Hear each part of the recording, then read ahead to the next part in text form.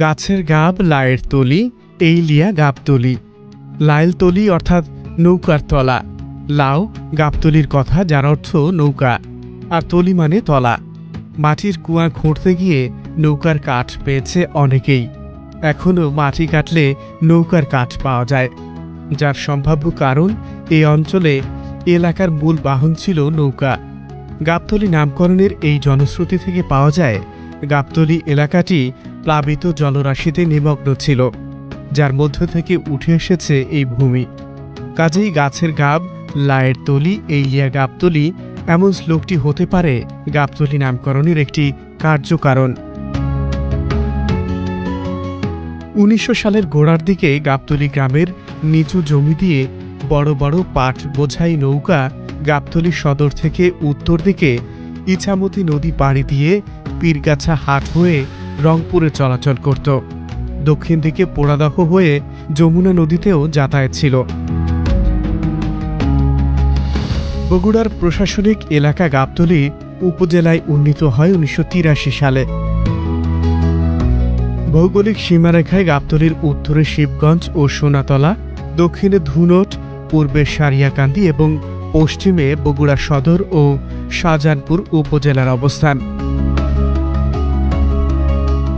বদলে যাওয়া বাংলাদেশের ধারাবাহিক যাত্রাপথে এবার আপনাদের নিয়ে যাব বগুড়ার গাবতলি উপজেলায়। গাবতলি নসিপুর ইউনিয়নের বালুপাড়া গ্রাম। নান্দনিক এই প্রাকৃতিক সৌন্দর্য দেখতে দেখতে চলুন আলাপ করে আসি আশ্রয়নের স্থায়ী কয়েক গেরস্থ পরিবারের সঙ্গে, যাদের ভাসমান জীবন থেকে আপন ঠিকানা খুঁজে পাওয়ার গল্প জেনে আসি। গাইবান্ধার গোবিন্দগঞ্জের মানুষ গোলাম হোসেন দিনমজুর বাবার হাত ধরে শৈশবেই শ্রমিকের খাতায় নাম লেখান। অভাবে আর পারিবারিক দৈন্যতায় কেটেছে শৈশব। বাবার মৃত্যুর পর সেই শৈশবেই সংসারের হাল ধরেছিলেন। সেই থেকে অনিশ্চয়তার পথে পা বাড়িয়ে পাশে পেয়েছেন স্ত্রী সন্তানদের। ভাসতে ভাসতেই বগুড়ার গাবতলিতে নগুর করেন।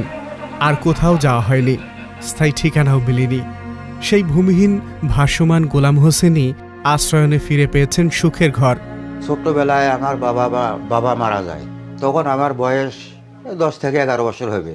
বাবা মারা যাওয়ার পরে প্রায় 15-20 বছর পরে মা মারা যায়।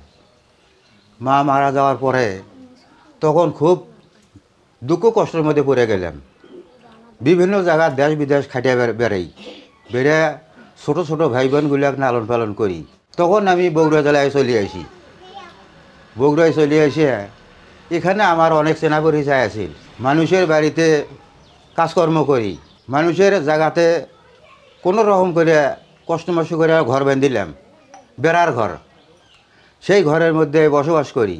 ভাঙ্গা ঘর দুয়ার, এন্দুরের মাটি, এন্দুরের গাড়া, বৃষ্টির পানি, আমরা ঘুম পেতে পারি না। বৃষ্টির মধ্যে গাও ভিজে যায়, উঠে বসে থাকি, ঘরের কোনায় বসে থাকি। আমার উপরে খুব জুলুম অত্যাচার করলো, জায়গাওয়ালা থাকতে দেয় না। সামান্য কথা কাটাকাটি হলে আন্তরি তোমরা ঘর ভেঙে না করে যাবা, চলে যাও, আমি আর থাকতে দেব না। আমাদের মাননীয় প্রধানমন্ত্রী শেখ হাসিনা তাই আমাকে থাকার আশ্রয় করে দিল। আল্লাহর রহমতে আগের থেকে আমি খুব শান্তি মতে আছি। আর আমার কোনো অসুবিধা নাই। আমি 5 ওয়াক্ত নামাজ পড়ে ওনার জন্য দোয়া করি, ওনার হায়াত আল্লাহ দারাজ করে দেখ। শীতে কিংবা বর্ষায় ঝুপড়ি ঘরের অসহায় মানুষগুলোর এখন আর কষ্ট করতে হয় না। উন্নয়নের ছোঁয়ায় গ্রামীণ সমাজ ব্যবস্থায় এসেছে পরিবর্তন। শহুরের সুবিধার সব আয়োজনই হাতের মুঠোয় তুলে দিয়েছে বাংলাদেশ সরকার। মামলা মোকদ্দমায় মাথা গোঁজার শেষ আশ্রয়স্থল নিজের বসত ভিটাটুকু হারিয়েছেন আব্দুল বাসেদ। সম্পত্তির সঙ্গে হারিয়েছেন সঞ্চিত অর্থকড়িও। কৃষক পরিবারের বাসেদ বিয়েও করেছেন অল্প বয়সে। নিজের মতো সন্তানদেরও পড়ালেখা কিংবা নিজস্ব গতিতে বড় হয়ে ওঠার সুযোগ থেকে বঞ্চিত করেছেন। সম্পত্তি হারিয়ে ভাড়া বাসায় কাটানো দিনগুলো ভীষণ অসহনীয় হয়ে উঠেছিল অভাবের কারণে। আশ্রয়নের এই নিজস্ব ঠিকানা সেই দুর্ভাবনা থেকে বাসেদকে মুক্তি দিয়েছে। আগে আসলে মধ্যে হঠাৎ দিয়ে এনে গাবতলির মধ্যে আসলাম বগুড়ার সময়ের মধ্যে। তারপর আগে খুব কষ্ট গেছে, আমার বাবার কষ্ট আমার খুব কষ্ট করছে। আগে বাবার একটু জায়গা আসলো, হালকা কিছু জায়গা ছিল, ওটা কেস শেষ করে দেন। তো আমার বাপও নিশ্চয় মারা গেল, আমার তো অসহায় গেলাম বউ টললে। লাস্টে ঘরবা থাকলাম, ঘরবা থাকতে থাকতে থাকতে এখন ট্রেনের কাছে আমি একটা কাগজে আবেদন জানালাম। জানালার পরে দেখবেন ইনশাল্লাহ আমার কপালে ঘরটা চলে আসছে, হাসিনে ঘরটা আমাকে দিচ্ছে। আর 14 আমি জীবনে দেখবেন আমি তোমার পা ঘর থাকতে পারবো, তাহলে 5 ওয়াক্ত নামাজ পড়বো, তাতে আমি দোয়া করি ইনশাল্লাহ। বাসে তার নাগরিক অধিকার বুঝে পেয়েছেন। শিক্ষার যে অভাব, কর্মহীন দিনগুলোর সেই বিমর্ষ মুহূর্ত এবং সহযোগিতার অভাবে দিশেহারা অবস্থার অবসান হয়েছে। বাংলাদেশের আর্থসামাজিক প্রেক্ষাপটে তৃণমূলের ভূমিহীন ভাসমান মানুষের স্থায়ী পুনর্বাসনে শক্তিশালী হয়েছে গ্রামীণ অর্থনীতি। বাল্যবিয়ের শিকার স্বপ্না খাতুন। পড়ালেখার স্বপ্নটা সেই শৈশবেই ভেঙে যাবার পর সংসার জুড়ে থাকার আপ্রাণ চেষ্টা করেছেন। শ্বশুরের অসুস্থতায় আশ্রয়স্থলের ভিটে বিক্রি হয়ে যায়। কৃষক স্বামী মাথা গোঁজার ঠাঁই জোগাতে এক আত্মীয়ের জায়গায় নির্মাণ করেন টিনের দোচালা ঘর। বসবাসের অনুপযোগী সেই বাসস্থানেই কেটেছে বহু বছর। স্বপ্না নিজেই এখন নিজস্ব জমি ও ঘরের মালিক। বাবা মায়ের বাড়িতে বড় হয়েছি, অনেক কষ্ট করে দুঃখ কষ্ট করে বড় হয়েছি। লেখাপড়া কিছু করছি কিছু করিনি, বাবা মায়ের অনেক কষ্ট ছিল। তারপর বাবা মা অল্প কিছু বড় হওয়ার পর অল্প কিছু বয়স হতে বিয়ে দিয়ে দিল। বিয়ে দেওয়ার পরে স্বামীর বাড়িতে এলাম। স্বামীর সংসার দুঃখ কষ্ট, শ্বশুর অসুস্থ হওয়ার পর শ্বশুরের জায়গা বেচে খাওয়ার পর আমার ফুফু শ্বশুরের জায়গা ছিল, তার উপর আমরা ঘর করেছিলাম। বাচ্চা কাচ্চা করেও মনে করেন দুঃখ কষ্ট করে যাই হোক অনেক কষ্ট করে মানুষ মান করছি। লেখাপড়া যাই হোক অল্প কিছু হলেও শিখেছি। স্বামীর মার খাইয়ে তারপর পাড়া প্রতিবেশীর গালটাল খাইয়ে মনে করেন ঘরটা পাইছি। আপনি ঘরটা যে আমাকে দিছেন আমি এটি খুশি। আপনার জন্য 5 ওয়াক্ত নামাজ পড়ে দোয়া করব। জীবন যেখানে অনিশ্চয়তায় থমকে গিয়েছিল, সেখান থেকেই শুরু হয়েছে স্মার্ট নাগরিক হিসেবে উন্নয়ন অগ্রযাত্রায় পথ চলা। খেটে খাওয়া নিম্ন আয়ের প্রান্তিক মানুষের মুখে হাসি, বুকে সাহস এবং আত্মবিশ্বাস জুগিয়েছে একটি স্থায়ী আবাসন ব্যবস্থা। একসময় নিজস্ব বসত ভিটা ছিল রাজ্জাক আকন্দের। মাছের ব্যবসা করতেন তার বাবা। 4 ভাই বোনের মধ্যে পারিবারিক টানাপোড়েনে পড়ালেখাটা বেশি দূর এগোয়নি। উঠতি বয়সে রাজনৈতিক মামলার শিকার হয়ে অনেকটাই পিছিয়ে গেছেন নিজেকে গড়ে তোলার দৌড়ে। বাবার মৃত্যুর পর বসত ভিটা বিক্রি করে মুক্ত হলেন ঠিকই, ততদিনে হাতের শেষ সম্বলও ধরে রাখতে পারেননি। আশ্রয়ন সেই নিঃস্ব রাজ্জাককে ফিরিয়ে দিয়েছে তার ন্যায্য অধিকার। আমার বয়স যখন 7 বছর তখন আমার বাবা মারা যায়। লেখাপড়াও আর আমার হইল না। পরে আমার মা বগুড়াতে বাসায় কাজ করতো, মানুষের বাসায়। ওখানে যেয়ে একটি ভাড়া বাসায় থাকতাম। ভাড়া বাসায় থাকতে থাকতে কিছুদিন পর আমরা যখন জাগল হয়ে যাই, তখন টুকটাক করে আমার এক বন্ধুর মাধ্যমে সারেকান্দির থেকে বালুর ব্যবসার সাথে যুক্ত হই। টাকা দিয়ে ট্রাকত করে কিনে নিয়ে যায় অন্তরে অন্য জায়গায় 2-1 জায়গায় বিক্রি করে তাকে দিয়ে আমার জীবন চালাই। এই মতো অবস্থায় আমার মা আমার বিয়ের প্রস্তাব করে, ঠিক করলে আমাকে বিয়ে করান। ওইভাবেই বালুর টাকা দিয়ে আমি চলতে থাকি এবং আমার সংসার চালাই। আমার মায়ের কাজের টাকাও দিয়েও সংসার চালাই। এইভাবে চলতে চলতে এক সময় আমাদের কলজের একটা সন্তান আসে। সেও আস্তে আস্তে বড় হয় এবং লেখাপড়া, কিন্তু আমাদের সংসারটা খুব কষ্টে চলতো। আমাদের ঘর ভাড়ার সময় এলে আমাদের ভিতরে খুব অনেক সময় গেছে 2-1 সন্ধ্যা না খেয়েও থাকা লাগছে। মাননীয় প্রধানমন্ত্রী উপহার হিসেবে ঘর দিচ্ছে, সেই কথা খবর পেয়ে অন্তরে যখন আবেদনের কথা শুনি, তখন আমার মা এবং আমি সহ এসে অন্তরে ছুটে এসে আবেদন করি, ঘরের আবেদন করি। ঘরের আবেদন করলে বিভিন্ন যাচাই বাছাইয়ের মাধ্যমে আমার মা একটি ঘর পায়। সেই ঘরে আমি ও আমার মা এবং আমার সন্তানদের নিয়ে সবাইকে নিয়ে আমরা ভালো আছি। আমি চাই যে মাননীয় প্রধানমন্ত্রী গোটা বাংলাদেশে আরও যারা অসহায় মানুষ আছে তাদের পিছে দাঁড়িয়ে আরও কিছু অসহায় মানুষকে এরকম আশ্রয়ন কেন্দ্র করে দেখ, এবং আমরা খুব সুখী আছি মাননীয় প্রধানমন্ত্রীর প্রতি কৃতজ্ঞতা জানিয়ে। গাবতলীর পোড়াদহ মেলা বেশ জনপ্রিয়। গোলাবাড়ি বাজারের মহিষাবান গ্রামের ইছামতি নদীর তীরে প্রতি বছর মাঘ মাসের এই মেলা কালের সাক্ষী হয়ে আছে।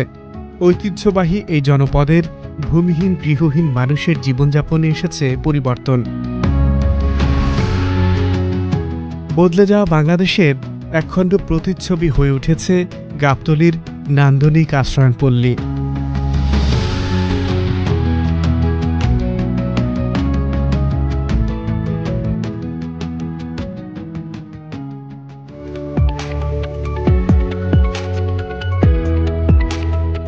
অযোধ্যার রাজা দশরথের দ্বিতীয় স্ত্রী নন্দিনীর পৈতৃক নিবাস ছিল এই অঞ্চলে। রানীর সৌজন্যেই রাজা দশরথ এই এলাকাটির নামকরণ করেন নন্দিনীর গ্রাম। পরবর্তীতে এই নন্দিনীর গ্রামটি নন্দী গ্রাম হিসেবে পরিচিতি লাভ করেছে। 1937 সালে সিংড়া থানা থেকে আলাদা করে 5টি ইউনিয়নের সমন্বয়ে নন্দীগ্রাম থানা হিসেবে আত্মপ্রকাশ করে। 1983 সালে পায় পূর্ণাঙ্গ উপজেলার মর্যাদা। ভৌগোলিক সীমারেখায় নন্দীগ্রামের উত্তরে শাহজাহানপুর ও কাহালু, দক্ষিণে সিংড়া, পূর্বে শেরপুর এবং পশ্চিমে আদমদিঘি ও রানীনগর উপজেলার অবস্থান। বদলে যাওয়া বাংলাদেশের ধারাবাহিক ভ্রমণে এবার আমাদের গন্তব্য বগুড়ার বৃহত্তম উপজেলা নন্দীগ্রামে। ভাটরা ইউনিয়নের গোয়ালবাড়ি গ্রামে নির্মিত আশ্রয়ণ প্রকল্পে টিম বদলে যাওয়া বাংলাদেশের নিমন্ত্রণ। খেটে খাওয়া মানুষের জীবনযাপনের যে পরিবর্তন হয়েছে তা দৃশ্যমান। লাভলি আক্তার বাল্যবিয়ের শিকার এক অসহায় নারী। যদিও পৈতৃক বসতভিটা ছিল, কিন্তু 5 ভাই বোনের ভরণপোষণ এবং মৌলিক প্রয়োজনগুলো কৃষক বাবার পক্ষে মেটানো সম্ভব হয়নি। ভূমিহীন স্বামী এক আত্মীয়ের বাড়ির সামনে পতিত জায়গায় ঘর তুলে বসবাস করতেন। বিয়ের পর সেখানেই শুরু হয় সংসার। নানান চড়াই উতরাই পেরিয়ে অসহায় লাভলির মুখে হাসি ফুটেছে। মানুষের জায়গাত থাকিছি, মানুষের জায়গাত কারেন্ট এসন নে, মানুষের বারান্দাতে এসে কল এসেন নে, টয়লেট এসেন নে, অনেকেই সমস্যা হচ্ছিল হয়ে মানুষের জায়গাত থাকছিল। মানে ক্যাসাল গন্ডগোল হচ্ছিল, সোলপোল নিয়ে এক ঘরের মধ্যে থাকা সম্ভব হচ্ছে না, খুব সমস্যা হচ্ছিল। শাউর হচ্ছে সৎ হলে বোঝেন না কীরকম হয়। মানে ওর জায়গা বেছে ওই শ্বশুরে নিয়ে ওর বাপের দেশে চলে গেছে, আমাকে এক জায়গা বাসা দেয়নি। আমরা মানুষের বারান্দায় ঘর তুলে থাকিছি, থাকে খুব কষ্টে থাকনো ভাই। কিন্তু এই ঘরটা পাই আমার খুব সুবিধা হচ্ছে। ঘরটা দিছে শেখ হাসিনা আপা, ঘর দিছে, কারেন্ট দিছে, কল পায়খানা সবই। কাদা পাওদা লেগেছে না, আপনার রাস্তা হচ্ছে, এখন আল্লাহ দিলে সবই পাইছি। নিজস্ব সম্পত্তির একক মালিকানা দিয়ে বঙ্গবন্ধু কন্যা প্রধানমন্ত্রী শেখ হাসিনা তৃণমূলের বঞ্চিত মানুষের মধ্যে আত্মবিশ্বাস জুগিয়েছেন। জমির উর্বরতায় ধান চাষে সোনা ফলে, তাই কৃষিকাজে যুক্ত এ অঞ্চলের অধিকাংশ মানুষ। সরকারি খাস জমিতে বড় হয়েছেন পিয়ারা খাতুন। পরিচয়হীনতার গ্লানিতে পড়ালেখা হয়নি। দৈন্যতায় নিজের জীবন গোছানোর সব সুযোগই যেন হাতছাড়া হয়ে যাচ্ছিল ক্রমশ। বিয়ের পরও বদলায়নি ভাগ্য। নদী ভাঙনে স্বামীর বসতভিটা নিশ্চিহ্ন হয়ে যায়। আবারও বেঁচে থাকার জন্য সরকারি খাস জমিতেই ফিরে যেতে বাধ্য হন। আশ্রয়নে নিজের নামে একখণ্ড সম্পত্তি পেয়েছেন সেই নিঃস্ব পিয়ারা। বারবে তো কষ্ট খুবই মানুষ হয়েছি। বাবু গরিব ছিল, জায়গা বসা কিছু চাইছেন না, লেখাপড়া করে পারিনি। কষ্ট করে আমাকে বিয়ে সে দিয়ে দিতেছে। স্বামীর সংসার এসেও কষ্ট করছি। সেটি নদী ভাঙে ছিল, সেই ধার থেকে এই দেশও তাইছি এসে খাইয়ে জায়গা ছিলাম। ঘরের কষ্ট, সংসারের কষ্ট, খাওয়ার কষ্ট, কাপড় চোপড় কষ্ট, সব কষ্টই করছি। সরকার জায়গা আসছিল, এসে বাড়ি করে আসছিলাম। ভাঙ্গা চুরা এক বাড়ি ঘর আসছিল, ছাপড়া সুপড়া দিয়ে আসনো, খুবই কষ্ট তো আসনো। বাড়ি ঘর করে টেকার অভাবে, বুঝছেন। শেখ হাসিনা ঘরটা দিচ্ছে, সেই জন্য আমরা খুশি, তার জন্য নামাজ পড়ে দোয়া করি। আশ্রয়ণ ঘিরে সাধারণ মানুষের আবেগ জড়িত। সেই আবেগের সঙ্গে আস্থা ও বিশ্বাসের প্রতীক হয়েছেন বঙ্গবন্ধু কন্যা প্রধানমন্ত্রী শেখ হাসিনা।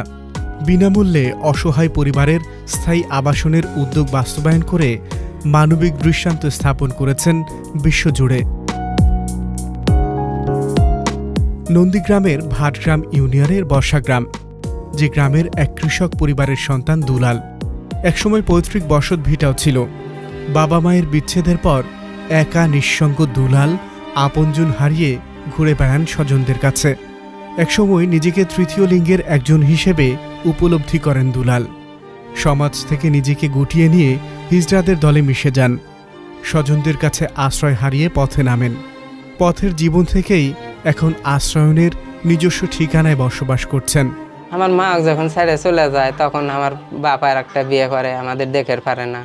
আমার মাও আর এক জায়গায় বিয়ে বসে নতুন সংসার করে, তখন মাও খোঁজ খবর নেয় না। আমরা কি করব, কোনো জায়গায় যায় ঠাঁই পাই না, ভাসতে ভাসতে চলে যাচ্ছি। এর লাত্তি অল কদি খাইছি, আসে মানুষের কাজ কাম করে খাইছি। আমার ভাইটা ছোটো ভাইটা তাক থিয়ার জন্য তাকেও আমার বাপ বাড়ি থেকে তেড়ে দিয়েছে, তাই আর এক জায়গায় যায় আছে। তা আমরা দুই ভাই দুই জায়গা। প্রধানমন্ত্রী শেখ হাসিনা আমাকে একটা ঘর দিয়েছে, ঘর পাইয়া আমি খুব খুশি। বগরি আছে, হাঁস মুগরি আছে, এলে পালা পোষা করে আমি খাই। শেখ হাসিনার কাছে ধন্যবাদ জানাই, আল্লাহ তাকে হায়াত দারাজ করুক। নন্দীগ্রামের মানুষ বহু বছর পর নিজেদের অধিকার তুলে ধরতে সক্ষম হয়েছে। বাংলাদেশ সরকার গ্রামীণ অর্থনীতি শক্তিশালী করতে তৃণমূলের কর্মঠ পরিশ্রমী মানুষের যোগ্যতা অনুযায়ী কর্মসংস্থানে সহায়তা করছে। নন্দীগ্রাম উপজেলা যে লোকজন আছে বা উপজেলার যে মানুষজন আছে, এরা কিন্তু অধিকাংশ মানুষজনই কৃষির উপরে প্রত্যক্ষ বা পরোক্ষভাবে নির্ভরশীল। এই প্রান্তিক জনগোষ্ঠী, বিশেষ করে যারা ভূমিহীন, তারা একেবারে অসহায় ছিল। তারা সমাজের একেবারে রুট লেভেলের লোকজন।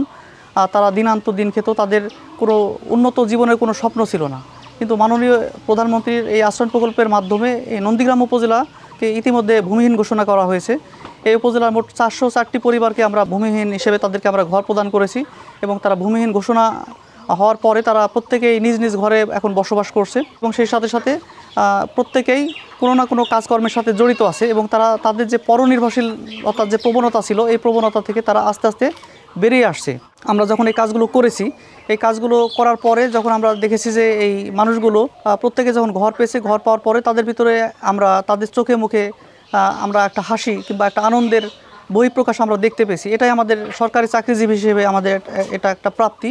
আশ্রয়নে যে সমস্ত অসহায় মানুষ বর্তমান বসবাস করে, তাদের প্রত্যেকে সন্তানরা যেন শিক্ষার সুযোগ পায়, এটা আমরা নিশ্চিত করার চেষ্টা করছি এবং সেই সাথে সাথে প্রত্যেকে যেন কর্মসংস্থানের সাথে জড়িত থাকতে পারে এবং এই কর্মসংস্থান শুধু নয়, বরং প্রত্যেককে বিভিন্ন প্রশিক্ষণ প্রদানের মাধ্যমে তাদের ভেতরে যেন কর্মদক্ষতা সৃষ্টি হয়, সেই বিষয়টা আমরা লক্ষ্য রাখছি এবং সেই সাথে সাথে আমরা নিয়মিত পরিদর্শন করি, কারো কোনো সমস্যা আছে কিনা এগুলো দেখার চেষ্টা করি। এগুলো দেখার মাধ্যমে তারা যেন অর্থনৈতিক কর্মকাণ্ডে অবদান রাখতে পারে, এই ব্যাপারটা নিশ্চিত করার চেষ্টা করছি। মাননীয় প্রধানমন্ত্রীর এই মহৎ প্রকল্পে কাজ করার সুযোগ পেয়ে আমি একজন সরকারি কর্মকর্তা হিসেবে গর্বিত এবং আমি মনে করি যে যখনই যার এই সুযোগটা থাকবে, যখনই নতুন কোনো ভূমিহীন সৃষ্টি হবে, তাদেরকে যদি এভাবে আমরা সহযোগিতা করতে পারি, তাহলে আমরা বঙ্গবন্ধু সোনার বাংলাদেশ করতে পারব। লাখো বঞ্চিত মানুষের একমাত্র ঠিকানা এই আশ্রয়ন, যেখানে সব ধর্মের নানান শ্রেণী পেশার মানুষের একত্রে সমাজবদ্ধ বসবাসের অধিকার প্রতিষ্ঠিত হয়েছে। আগামী পর্বে আপনারা দেখবেন বগুড়া জেলার শাহজাহানপুর ও আদমদিঘি উপজেলার বদলে যাওয়া মানুষ ও জনপদের জীবনযাত্রার চিত্র।